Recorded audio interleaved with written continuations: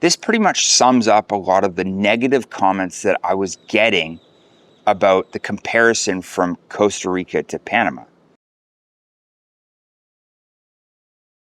In this video, I'm going to do things a little bit different. I have had a ton of questions when it comes to why I moved from Tamarindo, Costa Rica to Panama City, Panama. So in this video, I'm going to answer your questions. So I invite you to comment and let me know what you thought of the video. I created this video over 9 months ago, but I lived in Costa Rica from 2021 to 2022. And I was there for almost a year. The first comment was from GBar911, and it simply says, "It is not a fair comparison to talk about a remote town in Costa Rica versus the capital city of Panama." This video was created as my own personal experience. I was living in Tamarindo. I didn't want to move to San Jose, and I wanted a lot more reliability. And I get, yes, small town, big city. And I heard about Panama City. So I went on a trip, I did my homework, and I enjoyed Panama City. And from my own personal experience, a lot of expats in Tamarindo were asking me about certain things that I said specifically in this video, because the video was meant for other expats possibly living in Tamarindo or the coastal areas wanting a little bit more reliability. So I suggested Panama City. It wasn't meant to be a comparison video. It was just my own personal experience. Next comment, PhoenixwayNet. "I would say you're incorrect when you say most expats go to Guanacaste. You're missing the Central Valley where most expats with money go to live." So the thing is I'm Canadian, and coming from Canada or the United States, in the winter, it snows. And it gets quite cold, and in Vancouver, where I'm from, it literally rains for 8 months out of the year. It's cold, miserable, and just cloudy. So when somebody is looking for a vacation, not necessarily to live right off the bat, but when somebody's looking for a vacation, most of the time, they are looking for the beaches. They're looking for the sand, the surf, everything that a coastal community will provide. I was looking at the coastal communities of Costa Rica. I am not denying that a lot of expats live in Central Valley. As I was living in Tamarindo, I explored a lot of different areas. But in 2021 to 2022, a lot of expats I found were moving to the coastal regions, and real estate in that area was booming. Now, fast forward 2025, I've had a chance to spend a lot of time in San Jose, and I know that, yes, you were entirely right. There is a lot of expats living in the Central Valley. But when I was there, the coastal communities were exploding with foreign investment. This is what I meant by many foreigners are going to Guanacaste. Next comment, mkoschara, mkoschara. "I live in Costa Rica and have to say that I've not experienced many of the things that you've outlined in this video. For example, it's possible to buy a car entirely with a credit card. As for roads, electricity, internet, etc., the Central Valley is incredibly modern.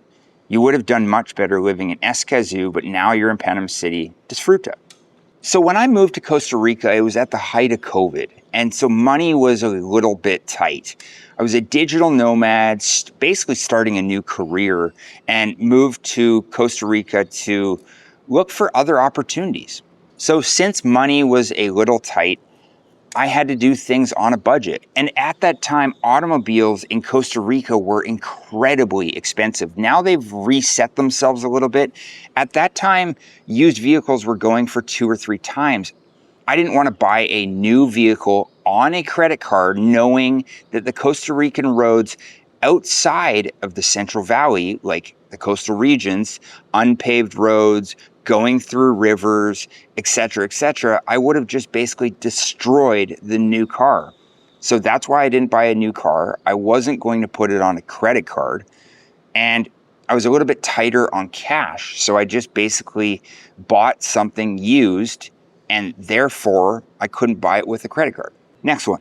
As men think the 1937. Expats live all over Costa Rica. Guanacaste is underdeveloped compared to the expats hotspots in the Central Valley like Escazú, Santa Ana, and Pinares. Are you seeing a common trend? A lot of the comments are coming from the Central Valley.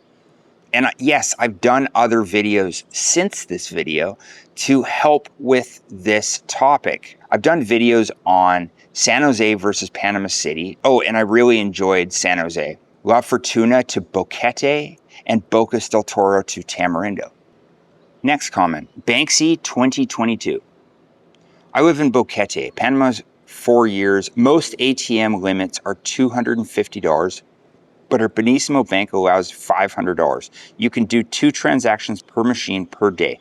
We have recycling in several locations, plus volunteers who pick up trash every Sunday. The consistent temperatures, lower cost of living, and especially the affordability and access to quality healthcare were our major reasons for moving here. We are both in our 60s and pay $224 a month for healthcare insurance compared to $2,000 a month in the US when we left. My comment. This pretty much sums up a lot of the negative comments that I was getting about the comparison from Costa Rica to Panama. Areas like Boquete, which are similar to La Fortuna, have other services. And in Panama City, they're lacking recycling just as much as Tamarindo is lacking recycling. But as the years go by, things are starting to pick up and they're starting to answer what the public needs. Next comment, crBudgetWatches. I am Costa Rican and I agree with most of the observations except the connectivity and gym comparison. You compared outages in a beach town in Costa Rica versus Panama City, the capital. I work from home in San Jose, the capital of Costa Rica, and in the last 4 years, I can count with my fingers on my one hand power outages during the workday, and the ones I had didn't affect me because I managed a UPS as fiber service doesn't stop and the electricity is out. There are 140 SmartFit gyms in Costa Rica, yes, most in the Central Valley, and they also cost between $30 to $40 US dollars per month. Again, you are comparing the gym situation between the capital of a country versus a small coastal town. I love a lot of the SmartFits. I've gone to a lot of the SmartFits. The SmartFits are awesome. And yes, I totally agree. I was comparing apples to oranges, but my own personal experience was primarily foreigners coming from one area and going to another. Wasn't meant to really compare Panama to Costa Rica, but you know, for that video, I'm creating one right now. Next comment, Sandy Brown 7730.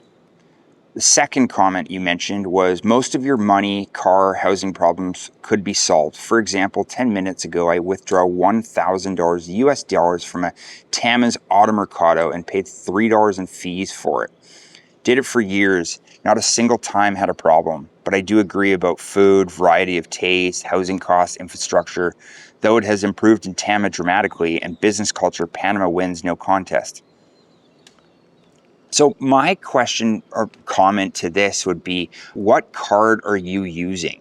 Because when I use a Canadian card in Costa Rica, there's a limit. I think there's a limit for a lot of international banks. When I used my Panamanian, which is only a country away, again, I still had a maximum dollar amount allowed at that exact bank machine. Next comment, Vanessa Asien 7303. Not exactly a fair comparison since Tamarindo is a town of 8,000 and Panama City has 2 million people.